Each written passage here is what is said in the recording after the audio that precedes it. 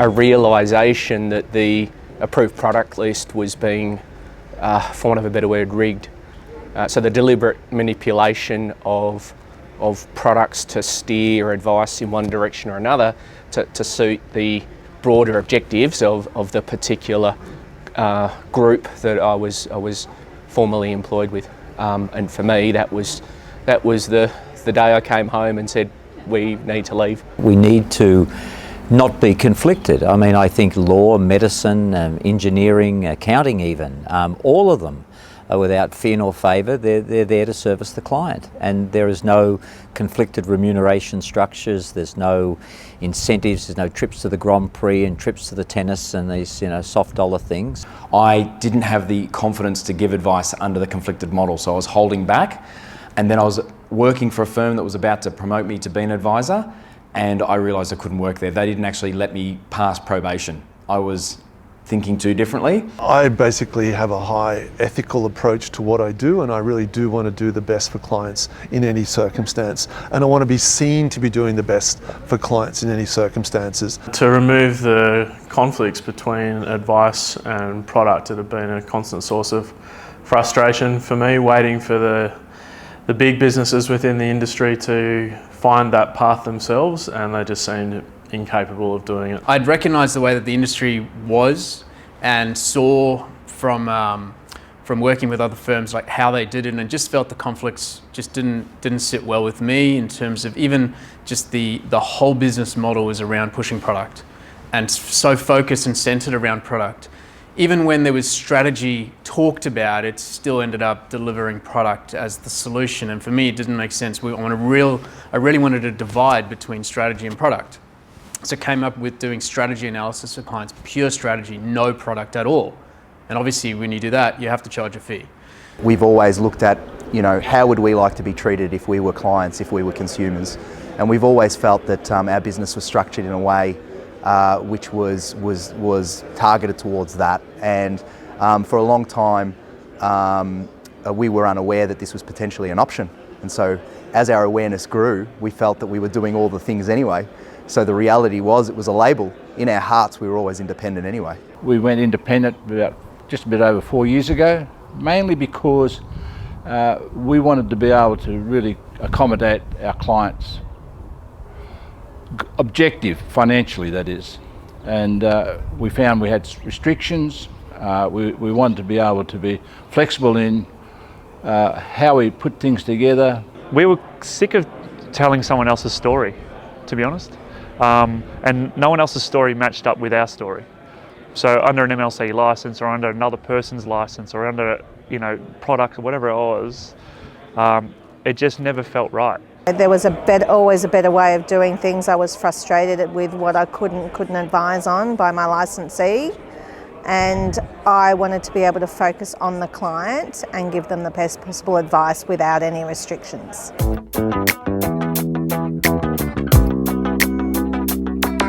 You're not dictated to about what you can do for a client, in that rather than an employee wanting to or preferring you to use very specific products or product providers, we now can choose what we think will work best for the client, and that's where we should be.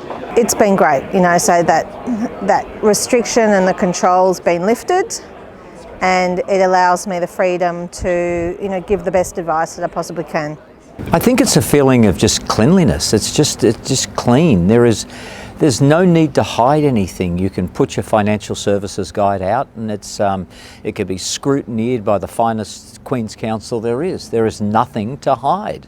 The short answer is options for clients. So we say it to clients when we first meet with them, that being independent means all the things such as no asset-based fees and no alignment to a product provider.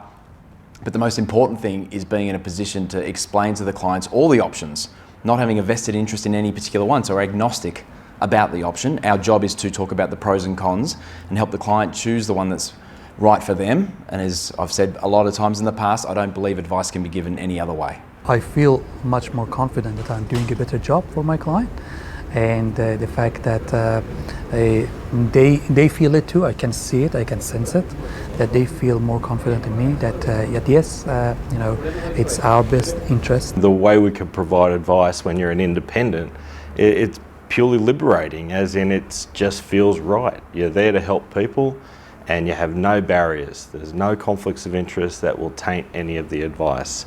So you can simply look at everything on their merits, you understand where the client's at, understand where they're going, help them understand the pieces together.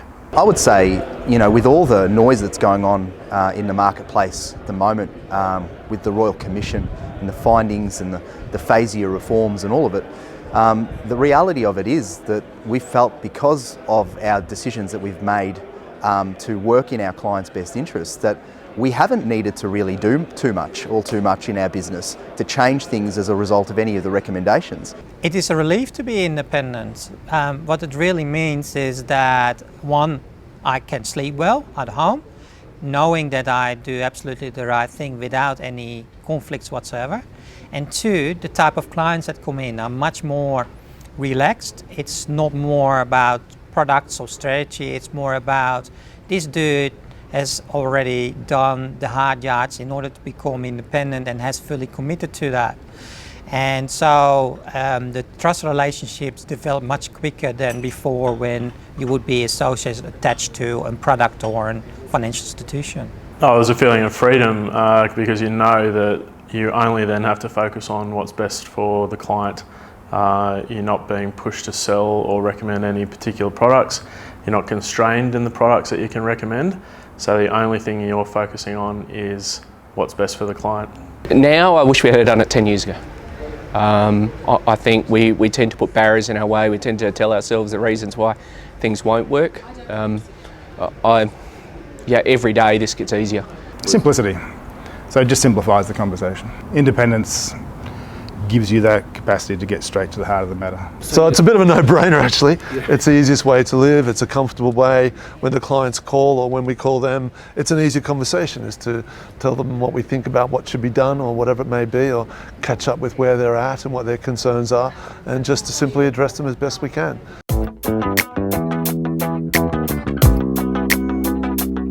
You could say broadly on the investing side that clients end up with, I think the portfolio that we think is the most appropriate, the lowest costing products, as well as some where they make higher returns because we're rebating commissions as well. And it results in better conversations. They trust me as the advisor, and I think they appreciate the fact that I have become independent, more transparent, easier to understand. It makes it a very easy conversation when you're recommending products, because you can kind of, hand on your heart, look at clients and say, yes, I've kind of recommend this is the best product for you, and I can kind of tell you that because regardless of what I recommend, I'm getting no other money from it. So there isn't that conflict, and also just the fact that I'm not aligned to any of the banks is a really the other large financial institutions is a really big thing to me, especially with all of the stuff that's come out in the last 18 months or 2 years. The advice is much easier because I simply focus on the challenges, the education, the problems and the solutions, and there's no noise. So it's a much simpler, cleaner way to operate.